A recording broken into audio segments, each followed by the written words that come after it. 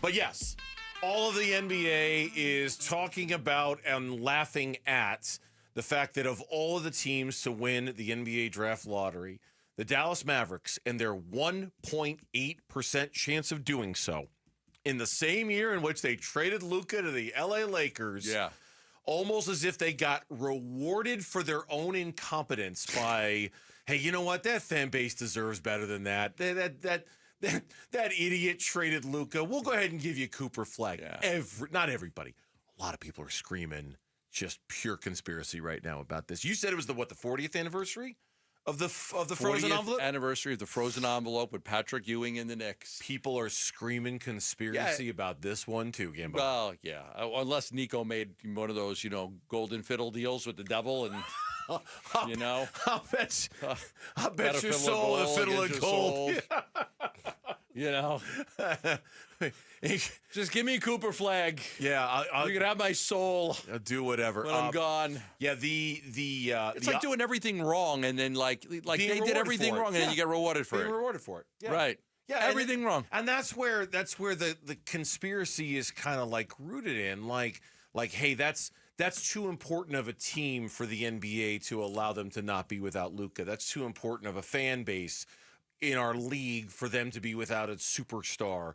Or I mean, whatever or maybe even a thank you to the Dallas Mavericks for trading Luka to the Lakers and what that's going to mean for eyeballs and revenue and rating and all that. Either way, I'm not sure I buy it. I'm just telling you what people are saying online about it, that they're looking at it as pure, straight conspiracy when the team that has Luka and trades Luka and has a 1.8% chance of winning the lottery wins the lottery when there's a generational talent like Cooper Flagg available. Everyone's screaming about it right now. Yeah, and this kid is a generational talent. I mean, led Duke into the Final Four this year, shot 48% from field, 38.5% from three-point range, 84% from the free throw line. He was with the U.S. Olympic team in training camp. He held his own against all those guys. People were bragging about how good he was. And now you look at that team, and, if things go according to plan, you'll have, right now they've got Kyrie Irving, Klay Thompson, they'll have Cooper Flagg, Anthony Davis, Daniel Gafford. You've got Lively there. That's if Kyrie's capable to come back at some point next year. Right now they need guard play. They're really struggling at the guard play. I think Spencer Dinwiddie's all they really had. But if Kyrie's able to come back even later in the year, that would be a boost for them. They're going to be good. And now you've got Cooper Flagg to deal with in the West. And then, the number 2 pick went to the Spurs, who have 2 lottery picks, by the way. The Spurs have 2 lottery picks. So, they can get better or use those picks in a trade to help themselves. So, the West just got a lot tougher. Tougher. You got a text from Jason Kidd moments after I was talking with Jason because he was in California. And he texted me like, wow. He's just, wow, crazy. The first one was just like, wow, when they got in the top 4. And then when they got number 1, he's like, wow, this is crazy. So he's, obviously very excited. Yeah, by now, we'll talk about the Suns in a second here. But in a way, I feel like we are talking about the Suns because these are teams that they're going to be competing with in Western Conference. Obviously, nothing happened with the Suns. The Rockets are picking 10th, so we don't have to worry about it. A word about San Antonio for a second. And with them sitting at number 2, can you imagine if they would have finished with number 1 and it's Cooper Flagg and Wembanyama and De'Aaron Fox and Stephon Castle and all of that stuff. But even sitting at number 2, it has been pointed out by Evan Siddery on Twitter and others. And I'm just going to read this word for word. The Spurs now have a golden asset with the number 2 pick to potentially offer the Bucks in a package for Giannis Antetokounmpo. Right. San Antonio owns a surplus of picks and a compelling core of young talent. He's wondering, and other people are wondering too. You mentioned they've got 2 lottery picks. They're at 2 and 14. 2 and 14. They've got all that young talent. Mm-hmm. Are the Spurs the team to watch in a Giannis trade because of everything that they can offer? And I think the answer is maybe. We'll have to see. They got salaries that can match up. You'd have to put, you have Vassal's at about $28-29 million. You've got Harrison Barnes. Salary you could use. You've got young players in Sochan and Castle if you wanted to move one of them. But you've got the 2nd and 14th pick. If you're Milwaukee and you're going to get off of Giannis, those picks are intriguing. Give me both picks. Give me some players and let's make a deal. I mean, look, you're only trading Giannis. And by the way, if you missed the news, we haven't talked about this once today. Shams over at ESPN reported that Giannis is contemplating what he wants to do. He's open. He's open to the idea. listening. Yeah. And so if he's open to the idea, that might be code for, oh yeah, send us your best offer. If they make Giannis available, they're going to get unbelievable. But it's got to be a place where Giannis wants to go. He can dictate this. He can control that.